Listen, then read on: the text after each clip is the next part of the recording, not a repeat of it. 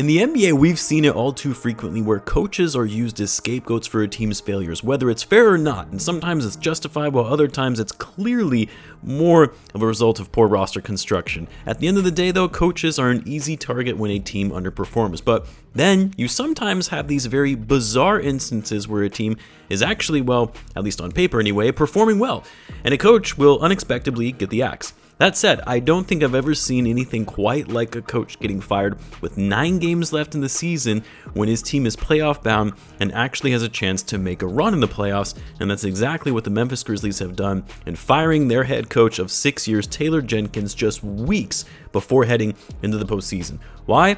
Well, let's talk about it. Of course, if you're new to the channel and you like this type of content, I would greatly appreciate it if you subscribe to help us reach our goal of 100,000 subscribers. Now, getting a shams bomb and seeing an NBA coach getting fired this late into the season was not on my bingo card when I woke up this morning. Sure, maybe you would expect it from a team that is grossly underperforming and the front office has just had enough. Like, had this been an announcement of the Sixers firing Nick Nurse, okay, that would be a little less shocking. It would still be surprising to me because why not wait until the offseason, but less shocking than a team that is bound for the playoffs to dismiss their coach this late into the year. Now, don't get me wrong, Taylor Jenkins is not a Hall of Fame level coach, some insane basketball mastermind with multiple championships and a history of success and winning under his belt where this is unthinkable. Like, as crazy as this firing is, which I'll get into, Jenkins has not coached this team to their fullest potential relative to the talent that they have at hand. Losing to the 7th-seeded LA Lakers in the first round a couple years back when they had one of their best seasons in franchise history, in the regular season that is, and were considered legitimate title contenders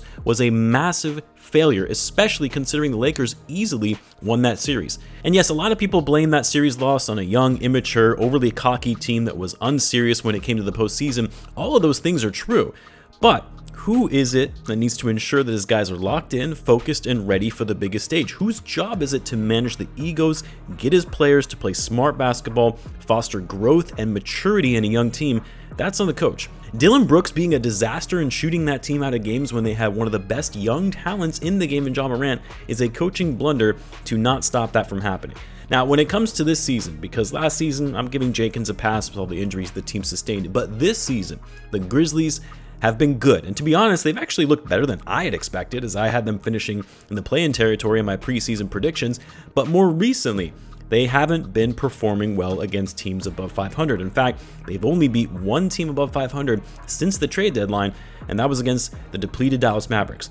Their offense a lot of the times has looked lost, not cohesive, players aren't being utilized to their strengths, and when you have the level of talent the Grizzlies do, a talented young core, one of the more gifted players in the NBA in Ja Morant, you have to be thinking about this from a long-term perspective if you're the front office. And if you're asking the question of whether Taylor Jenkins is the coach that can get you a championship, and if that answer is no, then yeah, it's time to move on rather than waiting and kicking the can down the road before Ja and Jaren Jackson Jr. ask out in a trade at some point and you have to start all over. That said, 9 games before the postseason?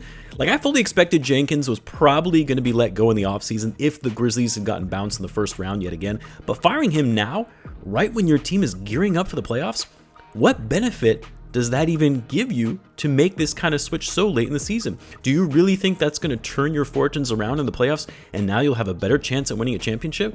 Because it's not like they hired an outside guy to replace him. Maybe bring in a fresh perspective, a new look, new system. No, they're giving it to their assistant coach Isalo, who has been on Jenkins' staff for some time now. And with a firing like this, how do you think that's going to impact the players and their morale going into the end of the season? Why would you not just say, well, Jenkins probably isn't our guy, we don't see a long-term future with him, but let's at least get through this season. Let's see if this team can suddenly turn things on around the playoffs, and if they do, great. Awesome, we press forward. If not, we let him go and do a comprehensive search in the offseason for a new coach. It just doesn't make any sense to me. To me, I feel like there has to be something deeper to this firing, something that was non-basketball related, not saying it was like Ime Udoka level where the Celtics let him go after taking the team to the finals, but I feel like there had to be some sort of internal beef, maybe an altercation of some kind between Jenkins and the front office where they made a snap decision and said, yep, you're out. Or perhaps the players were saying, we don't want this guy. We don't want him even here going into the playoffs. Get rid of him now. I find that very unlikely, but I just cannot wrap my head around why the Grizzlies would choose to go this route heading into April. I look back through the history of the NBA, and there has never been an instance where a winning record coach, a team headed to the playoffs, was fired this late into the season. It has never happened in NBA history for a team with a winning record. It's just insane. I'm sure we'll start hearing more about what happened behind the scenes in the coming days. For the Grizzlies, though, I don't really know what this means for them going forward and going into the playoffs. Don't really think it's going to really change much for them, if I'm being honest. Likely a first-round exit, at best a second-round team, and that's about it. Anyway, though, you guys let me know what you thought of the firing of Taylor Jenkins. Let me know in the comments. As always, be sure to subscribe, and I will see you in the next one.